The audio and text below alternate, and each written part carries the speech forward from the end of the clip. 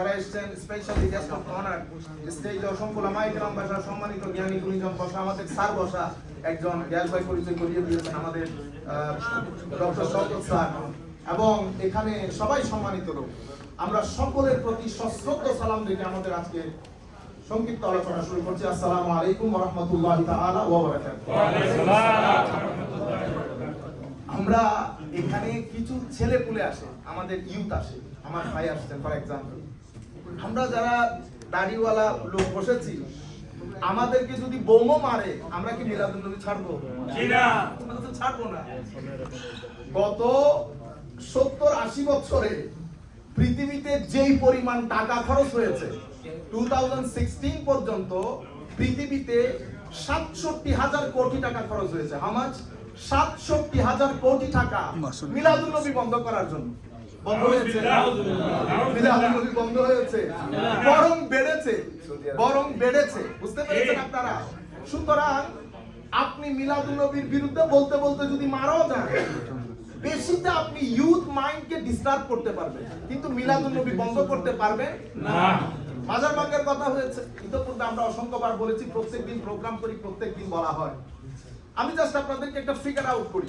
আমার ভাইরাও মনে করেন, আমি আজকেও একটা রেসপেক্টিভ অথরিটিকে ফোন দিয়ে বলেছি, পরিবারের ভালো ছেলেটাকে রাগাই দিয়েন না, পরিবারের ভদ্র ছেলেটাকে রাগাই দিয়েন না। তাকে যদি রাগাই দেন তো তাকে আপনি স্টপ করতে পারবেন না, তখন শুধু জ্বলবে, তখন শুধু জ্বলবে। তাকে ভদ্র আছে, ভদ্র থাকতে দেন। এখন কারণ আহলে সুন্নাহ ওয়াল জামাত, আপনি যদি কারবালাকে দেখেন, কারবালার মধ্যে দুইটা ধারা হয়ে গেছে না, একটা ইয়াজিদিয়ত, একটা হুসাইনিয়ত। ইয়াজিদিয়ত কোন প্রবলেমকে যখন সলভ করে, কোন কনফ্লিকশনকে যখন সলভ করে, তো ইয়াজিদিয়তের সুন্নত হচ্ছে, সিস্টেম হচ্ছে, ধরন হচ্ছে, গঠন হচ্ছে, আকৃতি প্রকৃতি হচ্ছে, সে এখানে উগ্রতা দেখায়। কি দেখায়? উগ্রতা। সেই উগ্রতা দিয়ে, উগ্র আচরণ দিয়ে, মারামারি করে, কাটাকাটি করে কনফ্লিকশনটাকে কি করতে চায়? সমাধান করতে চায়।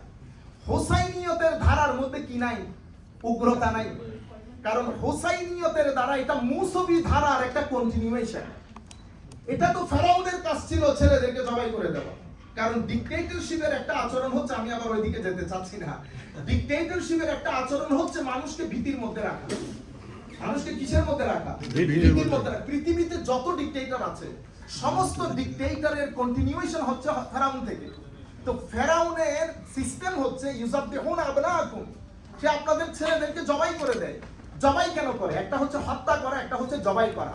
হত্যা করার মধ্যে ওই ফ্রাইটেনিং সিচুয়েশন ক্রিয়েট হয় না, যেটা জবাই করার মধ্যে হয়। তো যখন জবাই হয়, তখন আরেকজন দেখলে শত শত মানুষ এখান থেকে কি হয়ে যায়? ভীতশ্রদ্ধ হয়ে যায়। তখন মানুষ আর ওইটার বিরুদ্ধে কথা বলার শক্তি হারিয়ে ফেলে। ওই জায়গার মধ্যে হুসাইনি রক্তবাদে ওই জায়গার মধ্যে আওয়াজ উঠানো কঠিন হয়ে যায়। আপনারা বুঝতে পেরেছেন? আমি আপনাদেরকে বোঝাতে চাচ্ছি, ফেরাউনের দ্বারা, ইয়াজিদি দ্বারা, ওই ধারা হচ্ছে কনফ্লিকশন সলভ করতে গেলে কিভাবে করে? উগ্রতা, মারামারি, তাসুরি, ওই লাঠি। কিন্তু হুসাইনি ধারা, সেটা সুফিয়ায়ে কেরামের মাধ্যমে আজকে যারা আহলুস সুন্নাহ ওয়াল জামাত পরিচয় দেয়, তাদের মধ্যে, তাদের ব্লাডের মধ্যে এটা প্রবাহিত। তারা কি করে? তারা এই প্রবলেমটাকে উগ্রতা দিয়ে সলভ করে না, তারা পিসফুল মানুষ। এখন আমাদের দেশীয় যে ডেমোক্রেসি, আমাদের দেশীয় ডেমোক্রেসির মধ্যে আপনি যতক্ষণ পর্যন্ত জ্বালাও পোড়াও না করবেন, আপনি যতক্ষণ পর্যন্ত ভাঙচুর না করবেন, কেউ আপনাকে কেয়ার করবে না। No matter how much people you gather in one place, it doesn't matter. Problem হচ্ছে আপনি জ্বালাও পোড়াও করতে হবে। এখন সরকার থেকে শুরু করে আইন শৃঙ্খলা বাহিনী, এরা সবাই জানে যে এই সুফি ভক্তরা, এরা কোনোদিন মসজিদে জুতো মারামারি করবে না, এরা কোনোদিন রাস্তার মধ্যে লাঠি নিয়ে বের হবে না। সেই কারণে ওনারা চুপচাপ থাকেন। তো আমি বলতে চাচ্ছি যে আবার ঘরের ভদ্র ছেলেটাকে আমরা কি করে দেব না? রাগায়া দেব না। আমি মূল প্রশ্ন যেটা হয়েছে সেখান থেকে আসতেছি। আমাদের ছেলেদের জন্য আমি বলতে চাচ্ছি, আমরা ঈদে মিলাদুন নবী তো ছাড়বো না। আমাদের যেখানে কানেক্টেড করতে হবে সেটা হচ্ছে ইউথ। আমাদের প্রবলেম হয়ে গেছে, আমাদের ইউথের অ্যাক্সেস হচ্ছে মিনস অফ কমিউনিকেশন ফেসবুক এবং ইউটিউবে। ফেসবুক এবং ইউটিউবের মধ্যে তারা কিছু মিটা মিটা কথা শুনে, তারা তো আর ডান বাম জানে না, কারণ এটা হচ্ছে ইনফরমেশনের যুগ। আপনি যত ইনফরমেশন দেবেন, আপনার প্রেজেন্টেশন যদি সায়েন্টিফিক হয়, মেথোডোলজিক্যাল হয়, আপনার প্রেজেন্টেশন যদি মেথোডোলজিক্যাল হয়, সায়েন্টিফিক হয়, সিস্টেম্যাটিক হয়, তারা কনভিন্স হবে।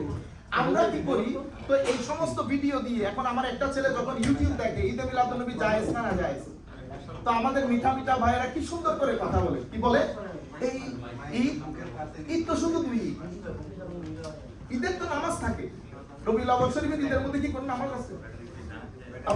আপনি যদি বেশি মহব্বত ঈদ করে থাকেন, তো সাহাবায়ে কেরামের চেয়ে কি বেশি মহব্বত করতেছেন আপনি? কথাগুলো কিন্তু লজিক্যাল, কথাগুলো কিন্তু লজিক্যাল, শুনতে অনেক ভালো লাগে, কিন্তু আসলে কোনো বেস, আসলে কোনো একাডেমিক বেস নাই। কারণ আমার ছেলেটা জানে না যে পাবলিক স্পিকার হওয়ার জন্য, ফেসবুক ইউটিউবে ভিডিও ডাউনলোড করার জন্য আপনাকে স্কলার হতে হয় না। আপনি দুই চারটা বই পড়লে, এখন তো আমরা কোন মাহফিলে গেলে 33-35 বছরের টিচিং এক্সপেরিয়েন্স, কিন্তু এখন মাহফিলে বসে আপনাদের বক্তব্য শুনতে হয়। আপনারা বুঝতে পেরেছেন? আপনি একজন লয়ারের সামনে গিয়ে ল শিখাইতে পারবেন। আমার স্যার এখানে এসেছেন না ইকোনমিক্স পড়ান, আমি কি স্যারের সামনে গিয়ে যদি 2-4টা ইকোনমিক্স থিওরি বলি, উনি তো আমাকে রুম থেকে বের করে দেবেন, দিবেন না? আপনি কোন ডাক্তারের কাছে গিয়ে মেডিকেল সায়েন্স ডিসকাস করতে পারবেন, কিন্তু আল্লাহ পাকের মেহেরবানিতে ইসলামিক ক্লাসিক্যাল সায়েন্সে বড় দুর্যোগ যাচ্ছে। এখানে সবাই কথা বলে, দুইটা জায়গায় সবাই কথা বলে, একটা ইসলাম আর একটা পলিটিক্স। আমাদের ঘরে যিনি এগ্রিকালচারাল মিনিস্টার কবির চাচা, উনিও যেভাবে মানে চুলচেরা বিশ্লেষণ দেন, আপনি তো পাগল হয়ে যাবেন। ইভেন এখানে ট্রাম্পও যদি যায় ফেল মেরে দেবে কবিরের কাছে। আপনারা বুঝতে পেরেছেন? এটা আমাদের একটা বড় কি বলবো, এটা আনফরচুনেট আমাদের জন্য।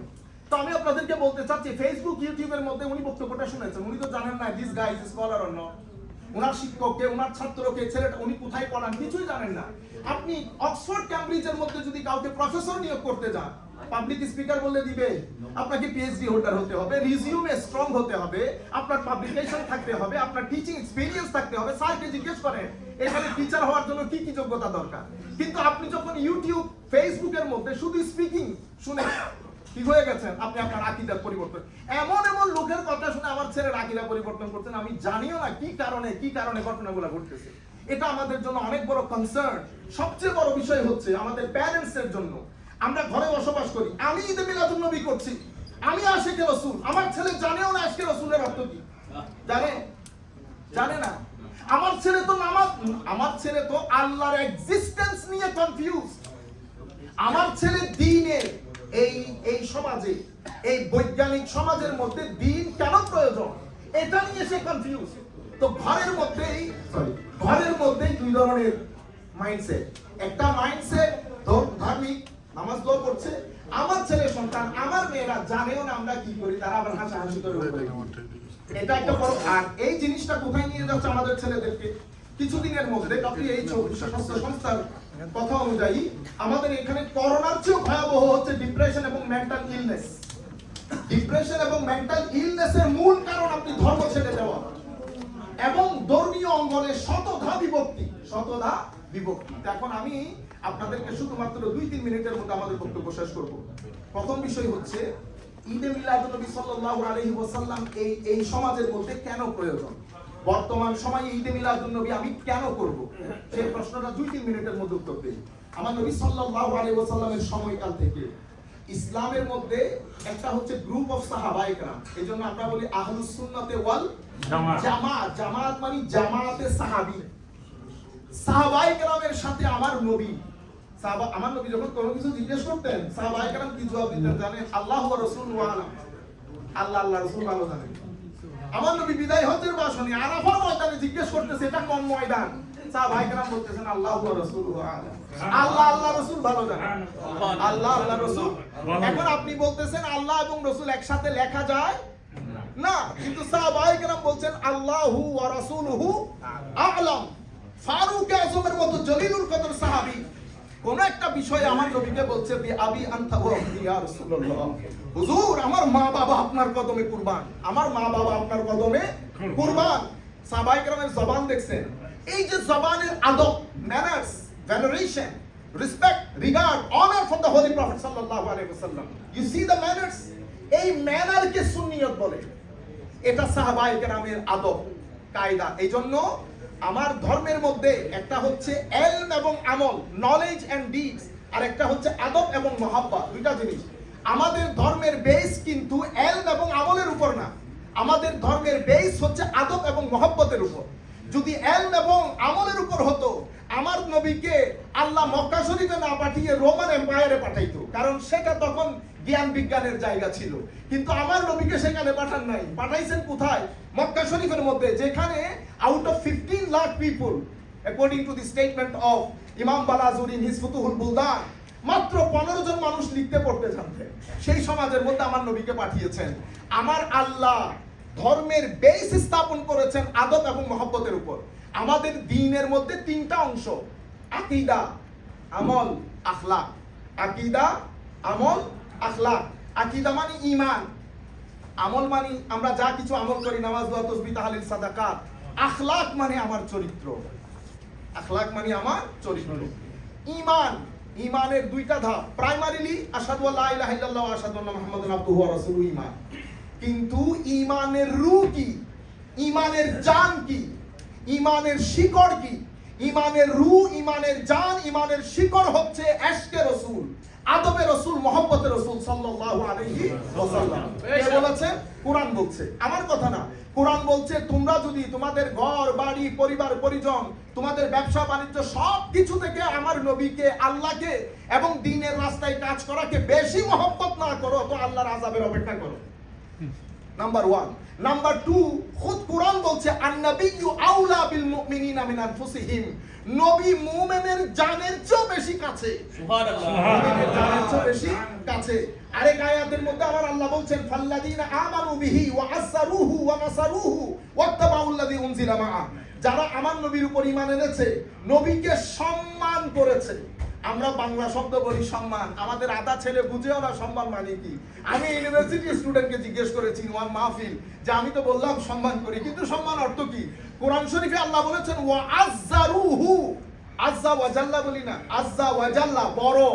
যতক্ষণ পর্যন্ত আপনি নবীকে বড় করে উপস্থাপন না করবেন, বড় করে উপস্থাপন না করবেন, সেই কারণে আমরা যখন বলি আল্লাহুম্মা সাল্লি আলা মুহাম্মদ, সালাতের, আপনারা মাদ্রাসায় যারা পড়েছেন, যারা দূর দূরান্ত থেকে দেখছেন, আপনারা লিসানুল আরবের মধ্যে সালাত শব্দটা যদি দেখেন, আমার এই কথাটা পাবেন।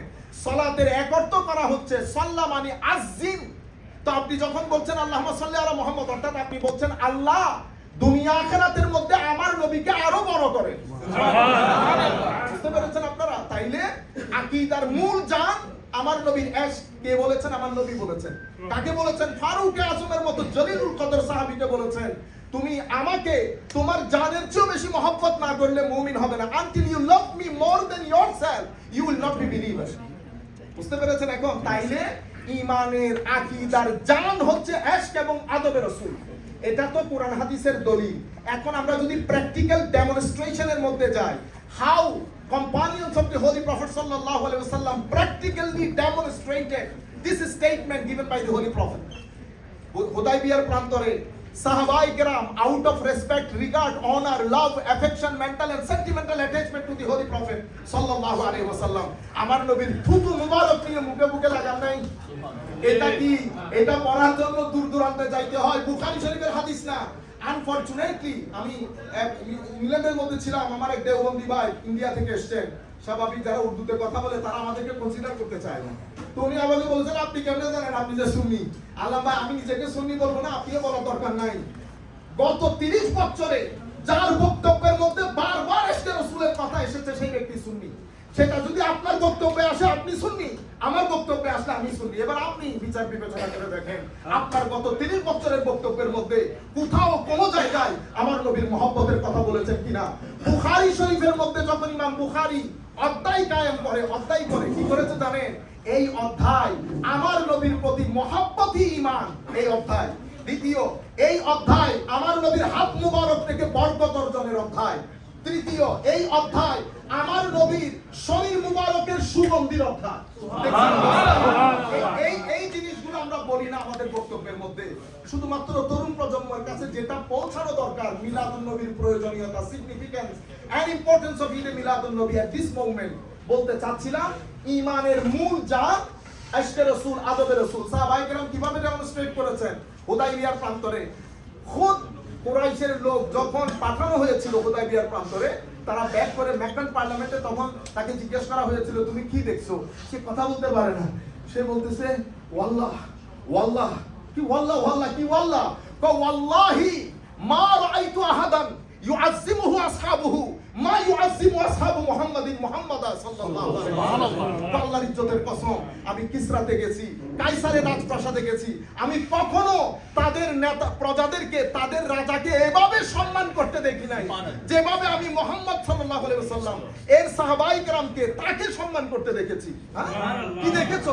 ওয়াল্লাহি মা তানাখামা রাসূলুল্লাহ সাল্লাল্লাহু আলাইহি ওয়াসাল্লাম মুখামাতান। আল্লাহর ইজ্জতের কসম, মুহাম্মদ সাল্লাল্লাহু আলাইহি ওয়াসাল্লাম যখনই থুতু ফেলতেন, সাহাবায়ে কেরাম সেটা হাতে নিতেন, ফাদালাকা বিহা ওয়াজহাহু ওয়া জিলদাহু, তারা এটা এই থুতু মুবারক নিয়ে মুখে আর বুকে লাগাতেন, সুবহানাল্লাহ, মুখে আর বুকে লাগাতেন। আমার নবী হযরত আনাস বিন মালিক রওয়ায়াত করছে, আমার নবীর চুল কাটানো হলে চতুর্দিকে সাহাবায়ে কেরাম ফাআতাফা বিহি আসহাবুহু, সাহাবায়ে কেরাম আমার নবীর চতুর্পার্শ্বে তাওয়াফ করতেন। কি করতেন? তাওয়াফ করতেন। হাতকে বিছিয়ে দিতেন যাতে চুল মুবারক গুলো কিসে পড়ে? হাতে পড়ে। চুল মুবারক সংগ্রহ করেছেন, নখ মুবারক সংগ্রহ করেছেন, ঘাম মুবারক সংগ্রহ করেছেন। এটা out of respect, out of regard, out of honour to the Holi prophet সাল্লাল্লাহু আলাইহি ওয়াসাল্লাম। তাইলে কোরআন পাইলেন, হাদিস পাইলেন, প্র্যাকটিক্যাল ডেমনস্ট্রেশন পাইলেন। কনক্লুডিং রিমার্কস হচ্ছে এই সব কিছু আমাদেরকে জানান দেয় ঈমানের রূহ, ঈমানের জান হচ্ছে আমার নবীর ইশকে রাসূল। যেভাবে শীতকালীন গাছের মধ্যে সবুজ পাতা থাকে না, গাছ থাকে, কিন্তু দেখলে কেমন কেমন লাগে না, কুষ্ক কুষ্ক লাগে। কিন্তু যখনই ওই উইন্টারের পরে, যখনই কিসের রবিউল আউয়াল, স্প্রিং এর বাতাস লাগে, মাসের নাম কি? রবিউল আউয়াল। রবিউল আউয়াল মানে কি? প্রথম বসন্ত, প্রথম ফার্স্ট সামার। বসন্ত কিসের পরে আসে? উইন্টারের পরে। উইন্টারকে বলা হয় সিম্বল অফ স্যাডনেস। উইন্টারের দিকে তাকাইলে মানুষ ডিপ্রেস হয়ে যায়। তো কুল কায়নাতের মধ্যে যখন উইন্টার সিজন চলছিল, মানবতার সমস্ত জায়গায়, সামাজিক, রাজনৈতিক, অর্থনৈতিক, সমস্ত জায়গায় যখন উইন্টার চলছিল, সেই উইন্টার ভেদ করে আমার নবী প্রথম বসন্ত হিসেবে দুনিয়ার মধ্যে আগমন করে। আমার নবীর ওই মাসকে বলা হয় রবিউল আউয়াল, ফার্স্ট স্প্রিং। তো আমার নবী দুনিয়াতে তশরিফ এনেছেন, সাহাবায়ে কেরামের আদব তাজিম দিয়ে আপনি বুঝতে পারছেন, ওই যখন স্প্রিং এর বাতাস লাগে, গাছের মধ্যে সবুজ সবুজ পাতা দেখলেই ভালো লাগে, ওই স্প্রিং কে বলে ইশকে রাসূল। তো ঈমানের গাছের প্রাণ শিকড় হচ্ছে আমার নবীর ইশকে রাসূল। এখন মিলাদুন নবীর কেন দরকার এই ভূখণ্ডে? আমাদের এখানে দুইটা মাইন্ডসেট আমার নবীর till the time of the holy prophet. একটা হচ্ছে খারিজাইত মাইন্ডসেট। খারিজাইত মাইন্ডসেট, এটা আমি হিস্টোরিক্যালি স্পিকিং, বুখারী পড়েন, মুসলিম পড়েন, যেই কোনো কিতাব পড়েন, ইসলামের মধ্যে একটা গ্রুপের নাম খারিজিয়ত, খারিজাইত। এদের মূল সিম্বল হচ্ছে এরা রাসূলের পাকের শান সহ্য করে না, আলে রাসূলের শান সহ্য করে না। আরেক দল হচ্ছে শিয়া, যারা আলে বাইতুর রাসূলের মহব্বত বেশি বলতে গিয়ে সাহাবায়ে কেরামের শান সহ্য করেন। আপনারা বুঝতে পেরেছেন? অল টুগেদার তিনটা মাইন্ডসেট। তিন মাইন্ডসেটের মধ্যে একটা মাইন্ডসেট হচ্ছে যারা আলে বাইতুর রাসূলের ইশক লালন করে, সাহাবায়ে কেরামের ইশক লালন করে, আউলিয়ায়ে কেরামের ইশক লালন করে, তাদেরকে আহলুস সুন্নাত ওয়াল জামাআহ বলে। তো এখন সেই যুগ থেকে এই যুগ পর্যন্ত দুইটা ধারা, একটা খারিজিয়তের ধারা, সেই দ্বারা যেতে যেতে যুলখুয়াইসারা তমিমির পরে হযরত উসমান গনির সময়কালে উসমানিয়ুন বলতো তারা নিজেদেরকে। হযরত আলীর সময়কালে এরা খারিজি, কিন্তু এরা খারিজি হলে আমি বলতেছি খারিজি, এরা নিজেদেরকে বলতো আসহাবুল ইতিদাল ওয়া তাওহীদ। এরাই সত্যিকার তাওহীদপন্থী। কি নাম দিত তারা? আসহাবুল ইতিদাল ওয়া তাওহীদ। কারণ তাদের বিশ্বাস ছিল নবীকে সম্মান করলে আল্লাহর তাওহীদ ডিস্টার্ব হবে, আল্লাহর তাওহীদ ডিস্টার্ব হবে। তো দলিল হিসেবে কি দেয়? কুলিন্নামা আনা বাশারুম মিসলুকুম।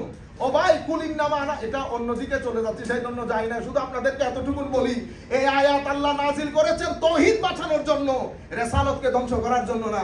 আমরা এই আয়াত এটা পড়ি রিসালাতকে ধ্বংস করার জন্য। আমি আপনাদেরকে যে কথা বলতে চাচ্ছি, খারিজিয়তের এই ধারা, উসমানে গনি, হযরত আলী, শেষ পর্যন্ত ইয়াজিদ এবং কারবালার প্রান্তর। তো ইয়াজিদিয়তের ধারা, এই ধারার মধ্যে খারেজি ধারা, এটা কখনো সরকারি করণ হয় নাই, কিন্তু এই শতাব্দীতে অনেক টাকা পয়সা পেয়ে ওনারা চতুর্দিকে ওই চিন্তাধারা ছড়িয়ে দিয়েছে। চিন্তাধারার মধ্যে নামাজ আছে, তাসবিহ, তাহলিল, কোরআনের তিলাওয়াত আছে, কিন্তু আশকে রাসূল নাই, আদবে রাসূল নাই, হুব্বে রাসূল নাই, হুব্বে আলে বাইত নাই। আপনি মুহররম শরীফ চলে যায়, লাখ মানুষের কথা বলে, ইমাম হুসাইনের কথা আসে না, ইমাম হাসানের কথা আসে না, আলে বাইত রাসূলের মহব্বতের কথা আসে না। এইভাবে ঈদে মিলাদুন নবী চলে যায়, নবীর আশকের কথা আসে না। আমার নবীর মধ্যে দুইটা ডাইমেনশন, একটা হচ্ছে আমার নবী বাশার, মানুষ, কোনো সন্দেহ নাই, আর একটা আমার নবী আল্লাহর হাবিবুল্লাহ।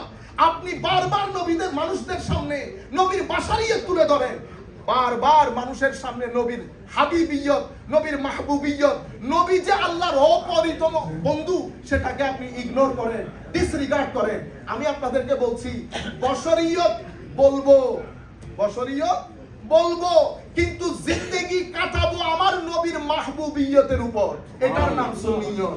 আর একটা হচ্ছে মাঝে মধ্যে মানুষ না বুঝে মতো মাহবুবিয়ত বলে, পুরা জিন্দেগি শুধু মিসরিয়ত মিসরিয়ত, বশরিয়ত বশরিয়ত, এটাকে খারেজিয়ত বলে। এটাকে কি বলে? খারেজিয়ত। এবার এটার উপরে আমার নবীর হাদিস কি বলে? বুখারী বলেন, মুসলিম বলেন, সিহাসিত্তা বলেন, সমস্ত হাদিসের কিতাবের মধ্যে এসেছে, উম্মত তোমাদেরকে একটা গ্রুপের ব্যাপারে আমি স্বতন্ত্র, আমি তোমাদেরকে সজাগ করছি। আমার নবী মুসলিম শরীফের আয়াতের মধ্যে বলছে, সাতাকুনু দুআত আলা আবওয়াবে জাহান্নাম, কিছুদিন পরে কিছু দাঈ ইলাল্লাহ বের হবে জাহান্নামের দরজার মধ্যে দাঁড়িয়ে। ইয়া রাসূলুল্লাহ, দাঈ ইলাল্লাহ জাহান্নামের দরজায় দাঁড়িয়ে? তো শুধু তারা জাহান্নামে যাবে না, যারা তাদের আহ্বানে সাড়া দেবে তারাও জাহান্নামে নিক্ষিপ্ত হবে, তারাও জাহান্নামে নিক্ষিপ্ত হবে। আমার নবীকে জিজ্ঞেস করা হয়েছিল, ইয়া রাসূলুল্লাহ চিনবো কি করে, কিভাবে কি করবা? কথা তো আমার মতো বলে, কথা কি আমার মতো বলে, কাপড়ও আমাদের মতো পড়ে, তবে আমার নবী গাইডলাইন দিয়ে গেছেন আমার যেন উম্মতের জামাতের সাথে থাকে, জামাতের সাথে। তো আমরা ঈদে মিলাদুন নবী বেশি বেশি করার মূল কারণ হচ্ছে তরুণ প্রজন্মকে যেন আমরা উগ্রতা মুক্ত ইসলাম দিতে পারি, যেন আমরা আমার নবীর তাজিম, আমার নবীর ইশক আদব শিক্ষা দিতে পারি। এবার আখেরি পয়েন্টে 2 মিনিটের মধ্যে শেষ করে দিচ্ছি আমি। সম্মানিত উপস্থিতি, ঈদে মিলাদুন নবী সাল্লাল্লাহু আলাইহি ওয়াসাল্লাম মূল হচ্ছে আমার নবী আল্লাহর নিয়ামত, এটা নিয়ে কারো কোনো সন্দেহ নাই, সবাই এ ব্যাপারে একমত। কি রকম নিয়ামত? ছোটখাটো নিয়ামত না, আন-নি'মাতুল কুবরা, the greatest blessings of the Allah Almighty, এটা নিয়ে কারো কোনো সন্দেহ নাই, সবাই একমত। এখন মিলাদুন নবী আমরা করি কেন? করি, কোরআন বলছে আল্লাহর নিয়ামতের শুকরিয়া আদায় করার জন্য। কি বলেছে? শুকরিয়া। এখন আমরা শুকরিয়া আদায় কেমনে করব আল্লাহ? তো কোরআনের মধ্যে আল্লাহ 4টা ধরন বলেছেন। কয়টা ধরন? 4টা ধরন। প্রথম ধরন বলেছে শুকরিয়া আদায় করার প্রথম কোরআনী ধরন হচ্ছে যিকরে নি'মা। যিকরে নি'মা মানে আল্লাহ কোরআন শরীফের মধ্যে বলেন না, ইয়া বনি ইসরাঈল আযকুরু নি'মাতি আল্লাতী আন'আমতু আলাইকুম, তোমরা স্মরণ করো সেই নিয়ামতের কথা যা তোমাদেরকে আমি দিয়েছি। তাইলে কোরআনের প্রথম হচ্ছে যিকরে নি'মা, মানে remember the blessings of the Allah Almighty. এটা কোরআনে শুকরিয়া আদায় করার প্রথম ধরন। শুকরিয়া আদায় করার প্রথম ধরন কিভাবে? শুকরিয়া আদায় করা নিজে নিজে, নিজে নিজে। তো নিজে নিজে আমরা করি না? প্রত্যেকদিন দরুদ পড়তেছি, ঘরের মধ্যে পরিবারের মধ্যে কথা বলতেছি, এটা একটা নিয়ামত, শুকরিয়া আদায় করার একটা ধরন। নিয়ামতের শুকরিয়া আদায় করার দ্বিতীয় ধরন হচ্ছে তাহদিসে নি'মা। তাহদিসে নি'মা মানে সেই নিয়ামতের কথা মানুষের সামনে ডিসকাস করা। কোথায় বলেছেন আল্লাহ? ওয়া আম্মা বিনি'মাতি রাব্বিকা ফাহাদ্দিস, তোমরা আল্লাহর নিয়ামত প্রাপ্তিতে মানুষের সাথে এই নিয়ামতের তাহাদিস করো, ডিসকাস করো। এখন আপনি যদি ডিসকাস করতে যান, মানুষকে দাওয়াত করতে হবে না? এই যে আপনাদেরকে দাওয়াত করা হয়েছে, তো মানুষ বেশি, মাইক লাগতেছে না, মাইকও ব্যবস্থা করা হয়েছে, এগুলো সব তাহাদিসের নিয়ামতের প্যাকেজের মধ্যে আসে। মানুষ বেশি এসেছে, খাওয়া দাওয়ার আয়োজন করলাম, সব কিছু তাহাদিসের নিয়ামত, মানে নিয়ামতকে ডিসকাস করা। ওয়া আম্মা বিনি'মাতি রাব্বিকা ফাহাদ্দিস। শুকরিয়া আদায় করার তৃতীয় কোরআনী ধরন সেটা কি? সেটা হচ্ছে আনন্দ উদযাপন করা। কোথায়? ওই আমাদের সমস্ত আলেম উলামা এটাই করেছেন, কুল বিফাদলিল্লাহ ওয়া বিরাহমাতিহি ফাবিযালিকা ফালিয়াফরাহু। ফালিয়াফরাহু মানে they should rejoice, they should celebrate. কি রকম? কখন? তো আল্লাহর নিয়ামত যে পেয়েছে সেই নিয়ামত প্রাপ্তিতে তাদের উচিত সেলিব্রেট করা, রিজয়েস করা। তো এটা কোরআনের শুকরিয়া আদায় করার তৃতীয় পদ্ধতি। চতুর্থ পদ্ধতি হচ্ছে সেই দিনটাকে ঈদ হিসেবে পালন করা। কোথায় বলেছেন? হযরত ঈসা আলাইহিস সালামের কথা না, আল্লাহুম্মা আনজিল আলাইনা মাইদাতাম মিনাস সামা তাকুনু লানা ঈদান লিআউয়ালিনা ওয়া আখিরিনা। আল্লাহ আকাশ থেকে মায়েদা নাজিল করেন যেন সেই দিন আমাদের জন্য ঈদ হয়। ও ভাই, আকাশ থেকে মায়েদা নাজিল করলে যদি ঈদ হয়, তো রহমতুল লিল আলামিনের আগমন ঈদ হয় না? এখন আপনি ফাল দিয়ে বলে উঠবেন হুজুর এই ঈদ তো এই ঈদে তো নামাজ থাকে। ও ভাই, কোরআন শরীফের মধ্যে শব্দের ব্যবহার দুই ধরনের হয়, একটা হচ্ছে ইন রিয়েল সেন্স আর একটা হচ্ছে in metaphorical sense. Real sense, metaphorical sense, এটার উপর উম্মতের ইজমা কায়েম হয়েছে, কনসেনসাস অফ দি মুসলিম উম্মাহ, that Quran has two types of meaning. Some words sometimes they used in its real sense, some words sometimes they used in its metaphorical sense. যেমন আমরা বলি না তোমাকে আমি চোখে চোখে রেখেছি, তো এখানে চোখের আসল অর্থ হয় নাই, মেটাফোর ব্যবহার হয়েছে। ঈদ এটা আমি মেটাফরিক্যাল বলেছি, খুশির দিন। আমি আমার মেজো বাবাকে মেজো বাবা বলি না, সেজো বাবাকে সেজো বাবা বলি না, তো মেজো বাবা বাপ কয়টা? বাপ তো একটা। আপনি 10 চাচারে 10 বাবা বলতেছেন, তো সেজো যেমন সেজো বাবা হয়ে গেছে, সেভাবে আমরা ঈদে মিলাদুন নবীর মধ্যে কি ব্যবহার করি? ঈদ, এগুলো হচ্ছে মানুষের ধারণাকে, মানুষকে টুইস্ট করা, ব্রেনকে ডিস্টার্ব করা। আমার ভাইরা, কখনো যদি কেউ আপনাকে জিজ্ঞেস করে শরীয়তের আলোকে ঈদে মিলাদুন নবী বলেন, এখানে হুজুর আসবেন, যদি বলে তো আপনি বলবেন হুজুর শরীয়তের দৃষ্টিতে বলবেন। শরীয়তের দৃষ্টি কয়টা? 3টা, কোরআন সুন্নাহ উলামা। কোরআন সুন্নাহ উলামা।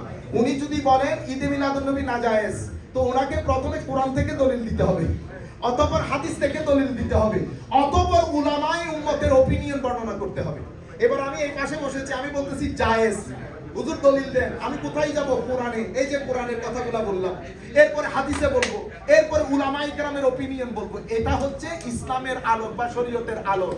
কিন্তু আমি যদি চলে যাই, it was not in practice in the time of holy prophet, তো এটা তো আপনি বেদাতের দিকে চলে গেছেন, এটা তো অন্যভাবে বলেছেন।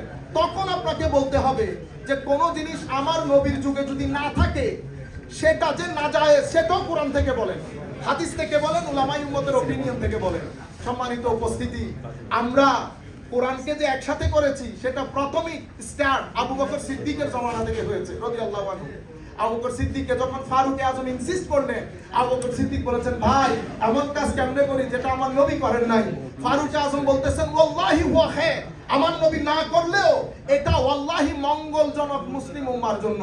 কিছুক্ষণ পরে হযরতে আবু বকর সিদ্দিক বলতেছেন আল্লাহর শুকরিয়া, আল্লাহ আমার ভাই উমরের সিনাকে যেই কারণে খুলে দিয়েছেন, একই কারণে আল্লাহ আবু বকর সিদ্দিকের সিনাকেও খুলে দিয়েছেন।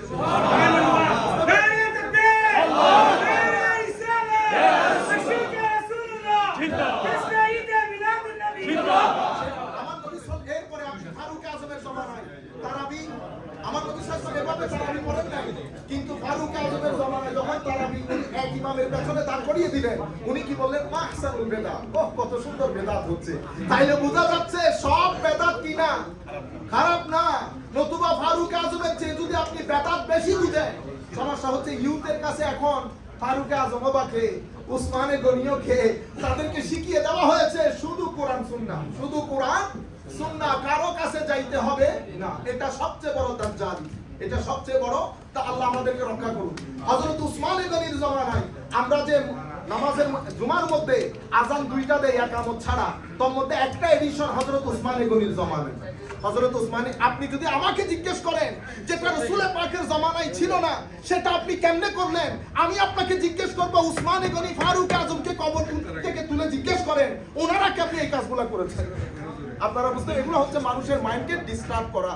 আল্লাহ রাব্বুল আলামিন আমাদের হামি ও নাসির হোক। তবে এই মুহূর্তে সবচেয়ে প্রয়োজন আমাদের তরুণ প্রজন্মকে ডিপ্রেশন থেকে বাঁচানো, মেন্টাল ইলনেস থেকে বাঁচানো। তাদেরকে যদি দিন শিক্ষা দিতে না পারি, আমার নবীর আখলাক সিরতে মুস্তাফা শিক্ষা দিতে না পারি, তাহলে আমাদের পরবর্তী প্রজন্মের মধ্যে এই দিনের দিকে তো রোগপথ আসবে না। অন দা টপ তাদের ভিতরে ডিপ্রেশন ঢুকে পড়বে। ঈদে মিলাদুন নবীর মাধ্যমে বিলিভ করেন আপনারা তরুণ প্রজন্মকে নিয়ে আসেন। আমার নবী, আপনারা যেহেতু বিজনেসের লোক, আমার নবী প্রথমে কোরআন বলছে লা তাকুলু আমওয়ালাকুম বাইনাকুম বিল বাতিল, তোমরা পরস্পর অন্যায়ভাবে একজনের সম্পদ আরেকজন খাইও না। কিভাবে খাবা? শুধু ব্যবসা করে খাও। ইল্লা আন তাকুনা তিজারা, ব্যবসা করে খাও। আমার নবী সাল্লাল্লাহু আলাইহি ওয়াসাল্লাম বলেছেন সবচেয়ে উত্তম ইনকাম ব্যবসায়ীদের ইনকাম। আরেক রিওয়ায়াতের মধ্যে আমার নবী ইরশাদ করছেন ব্যবসায়ীদের মধ্যে যারা সত্যবাদী, যারা আমানতদার, কিয়ামতের ময়দানে তাদের হাসর নাসর হবে শহীদদের সাথে, কিয়ামতের ময়দানে তাদের হাসর নাসর হবে আল্লাহর নবীদের সাথে, মান নবিয়িন ওয়াস সিদ্দিকিন ওয়াস শুহাদা ওয়াস সালিহিন। কারা? ওয়াস-সাদুক আল-আমিন, যাদের মধ্যে সাদাকাত আছে, সত্যবাদিতা আছে। আমার নবী সাল্লাল্লাহু আলাইহি ওয়াসাল্লাম ইরশাদ করেছেন, সেই ব্যক্তির ইনকাম সবচেয়ে বাজে ইনকাম, যে ব্যক্তি কেনার সময় যেটা কিনতেছে সেই মালের প্রথমে সমালোচনা করে। কি করে? সমালোচনা, ঠিক না, অমুক সমুক, বুঝতে পেরেছেন? আর যখন নিজেরটা বিক্রি করে তখন প্রশংসা করে। আমার নবী সাল্লাল্লাহু আলাইহি ওয়াসাল্লাম ইরশাদ করছেন, সেই ব্যক্তির রিজিক বাজে রিজিক যেই ব্যক্তি এভাবে ব্যবসা করে। আর সেই ব্যক্তির রিজিক সবচেয়ে উত্তম রিজিক যেই ব্যক্তি নবীদের দেখানো পদ্ধতিতে সত্যবাদিতা, ন্যায়পরায়ণতা, এই দুইটার মাঝে যে ব্যক্তি ব্যবসা করে সেই ব্যক্তি উত্তম ব্যবসায়ী, তার রিজিকই উত্তম রিজিক। এবং আমার নবী বলেছেন, ওয়াল্লাহ, আল্লাহ সেই ব্যক্তির সাথে থাকেন যেই ব্যক্তি সৎভাবে ব্যবসা করে। যে ব্যক্তি সব মুসলমানদের রক্তের মধ্যে ব্যবসা, আমার নবীও ছিলেন ব্যবসায়ী। আল্লাহ রাব্বুল আলামিন আমাদের হামি ও নাসির হোক, মাওলাই করিম আমাদেরকে কবুল করুক। তবে আমি আমাদের পয়েন্ট পরিষ্কার করি, যার অপিনিয়ন তার সাথে। আমরা যেহেতু আহলুস সুন্নাহ ওয়াল জামাতের পক্ষ থেকে কুল কায়নাতের মধ্যে আমরা যাই, ভিজিট করি, আমাদের অবস্থান, ফর এক্সাম্পল ইমামে হযরতে আলী কারামাল্লাহু ওয়াজহাহুল কারীম, হযরতে মুআবিয়া রাদিয়াল্লাহু তাআলা আনহুর সাথে যখন দ্বন্দ্ব হয়েছিল, দো this is not part of this মাহফিল, কিন্তু আমাদের গিয়াস ভাই যেহেতু বিষয়টা বলেছেন, আমরা যেহেতু কুল কায়নাতের সব জায়গায় যাই, কালকে দেখবেন এটা নিয়ে কি হবে, কিয়ামত হয়ে যাবে, আমি আর লোডগুলো নিতে পারবো না। সেই কারণে আমি আমার অবস্থান ক্লিয়ার করে দেই। আমরা আহলুস সুন্নাহ ওয়াল জামাত, আমরা হযরত আলী রাদিয়াল্লাহু তাআলা আনহুকে মনে করি ওয়াল হাক্কু বিয়াদে আলী। সেই দিন হক হযরত আলী রাদিয়াল্লাহু তাআলা আনহুর কাছে ছিল, হকের উপর হযরত আলী রাদিয়াল্লাহু তাআলা আনহু প্রতিষ্ঠিত ছিলেন। অন্যটা বিদ্রোহ ছিল, কিন্তু সেই বিদ্রোহের কারণে আমরা হযরত মুআবিয়া রাদিয়াল্লাহু তাআলা আনহুকে গালিগালাজ করব না, যেহেতু সাহাবী রাসূল। যেই ব্যক্তি এক সেকেন্ডের জন্য আমার নবীর শরীর মুবারকের খুশবু পেয়েছে, সেই ব্যক্তি যদি মারাও যান, সাহাবী রাসূল হিসেবে কুল কায়নাতের ইমাম কেরাম, হাদিসের ইমাম, ফিকহের ইমাম, তাফসীরের ইমাম, আকীদার ইমাম, গত 1300 বছরের মধ্যে ইমামদের স্ট্যান্ড পয়েন্ট যেটা শারহ কায়দা নসবীর মধ্যে ইমাম তাফতাজানি বর্ণনা করেছেন, ইমাম তাহাবি বর্ণনা করেছেন, ইমাম মাতুরিদি বর্ণনা করেছেন, ইমাম আশআরি, বাকিল্লানি, ইবনে ফারুক, ইসফারাইনি, বাইজদাবি, ইমাম নাসাফি, সমস্ত ইমাম কেরাম বর্ণনা করেছেন যে এই অবস্থার কারণে হযরত মুআবিয়া রাদিয়াল্লাহু তাআলা আনহুকে গালিগালাজ করাকে আমরা হারাম মনে করি। আমরা জবান বন্ধ রাখবো। কি রাখবো? জবান বন্ধ রাখবো। কারণ এই জায়গায় যদি আমি জবান খুলি, মানুষ মুনাফিকরা সুযোগ পেয়ে যাবে। কেউ হযরত আয়েশা সিদ্দিকার দিকে যাবে, কেউ হযরতে তালহার দিকে যাবে। আমি তো এক বাতিলের মুখ থেকে শুনেছি, অনেক বড় আলেমে দ্বীন এক বাতিল বলেছে হযরত আলী রাদিয়াল্লাহু তাআলা আনহু নাকি সমান দোষী। ইন্না লিল্লাহি বলেন, ইন্না লিল্লাহি বলেন। এগুলা তো ঘুম আসার কথা না, এগুলা কারো জবানে কোনো বেকায়দত হলে এই জবানের মধ্যে কথাগুলো বের হয়। আমরা কাউকে সুযোগ করে দেব না। আমরা কথাগুলো খুব সাবধানে, যেই কথা যেই জায়গায় রাখা দরকার, যেটা উলামায়ে কেরাম রেখেছেন, আমরা যদি এর চেয়ে বেশি করে ফেলি সমাজের মধ্যে ফিতনা হবে, আরো ফিতনা হবে। এমনিতে আমরা শতধা বিভক্ত। আমার পূর্ববর্তী বক্তা যিনি বলে গেছেন, উনি বলছিলেন একই কথা, শতধা বিভক্তি। আসেন বিভক্তি কমায়, পারস্পরিক আমরা অনেক আলোচনা করব। একজনের সাথে একজনের মাইন্ডসেটের মধ্যে ডিফারেন্স অফ অপিনিয়ন থাকতে পারে, উই রেসপেক্ট ইট। বাট আমরা বলছি যখন আমরা একসাথে মাহফিল করব, আমরা একজনের অপিনিয়ন সাথে আমার পরিষ্কার করে দিতে হচ্ছে। তো আমি আপনাদেরকে বলছি, আহলুস সুন্নাহ ওয়াল জামাতের যে আকীদা, আমাদেরও সেই আকীদা। আমরা হযরতে মুআবিয়া রাদিয়াল্লাহু তাআলা আনহুকে সাহাবী মনে করি। আমরা হযরত মুআবিয়া রাদিয়াল্লাহু তাআলা আনহু ওই জিনিসটাকে বিদ্রোহ মনে করি। আমরা আহলুস সুন্নাহ ওয়াল জামাত আকীদা অনুযায়ী আমরা মনে করি ওনাকে কাফের বলা, ওই ব্যাপারে আমরা চুপ থাকবো, সমালোচনা করব না। সমালোচনাকে হারাম বলা হয়েছে, ওনার ব্যাপারে আমরা জবানকে কাফে লেসান করব। কারণ কি? কারণ সাহাবী রাসূল। That's it. এটার উপর উম্মতে মুসলিমা তালা মেরে দিয়েছে। আমরা আর এখানে খুলবো না, এমনিতে উম্মতের মধ্যে ফিতনার কোনো শেষ নাই। এটার পরে আপনাদেরকে আন্তরিক মুবারকবাদ এবং ধন্যবাদ। আমেরিকার মতো জায়গায় এতক্ষণ পর্যন্ত থেকে আপনারা যে ওয়াজ শুনতেছেন, এটা আমার নবীর জিন্দা মুজিজা। স্যার আমাদের সাথে আছেন, স্যার এগ্রি করবেন। সেমিনারের মধ্যে 2 ঘন্টা দেরি হলে, কয় ঘন্টা? 2 ঘন্টা দেরি হলে সবাই হাই তোলা শুরু করে। কি তোলা শুরু করে? হাই তোলা শুরু করে, চেয়ার টানাটানি শুরু করে, আসা যাওয়া শুরু হয়ে যায় চার জন্য, বাথরুমের জন্য। আপনারা সেই এতক্ষণ পর্যন্ত, আচ্ছা আমাদের বক্তব্যগুলো কি শোনার মতো? অবশ্যই। আমাদের বক্তব্য, আমাদের কোনো আগামাতাও নাই। আপনারা বলেন আলেম, সত্যিকার অর্থে না আমরা আলেম না কোনো কিছু। আমরা এতটুকু বলতে পারি আমরা তালেবে ইলম, very humble seeker of knowledge. এরপরও আপনারা এতক্ষণ পর্যন্ত শুনে বক্তব্য শুনছেন। দিচ্ছেন, এটা আমার নবীর জিন্দা মুজিজা। আমরা দোয়া করি আল্লাহ আপনাদের এই মহব্বত সালামত রাখুক। যারা মাহফিল আয়োজন করেছেন তাদেরকে আল্লাহ দিন দুগুনি রাত দুগুনি তরফি দান করুন, এমন বদল দান করুন, আফদালুল জাযা দান করুক। এমন একটা দোয়া করব, সবাই মিলে আমিন বলবেন। আল্লাহ বাংলার জমিনে আমাদের টাকা পয়সা যারা কারাপশন করে কোটি কোটি টাকা বাইরে পাচার করে দিয়েছে, দেশকে অস্থির করেছে, তরুণ প্রজন্মকে বাইরে চলে যাওয়ার জন্য উদ্বুদ্ধ করেছে, আমাদের দেশের ব্রেইনকে ড্রেইন করে ইউরোপ পাঠানোর ব্যবস্থা করেছে, এমন প্রত্যেক জালেমের তকদিরে যদি হেদায়েত থাকে মাওলা হেদায়েত যেন করেন, আর যদি তকদিরে হেদায়েত না থাকে আল্লাহ যেন তুলে এদেরকে আটলান্টিকে নিক্ষেপ করেন।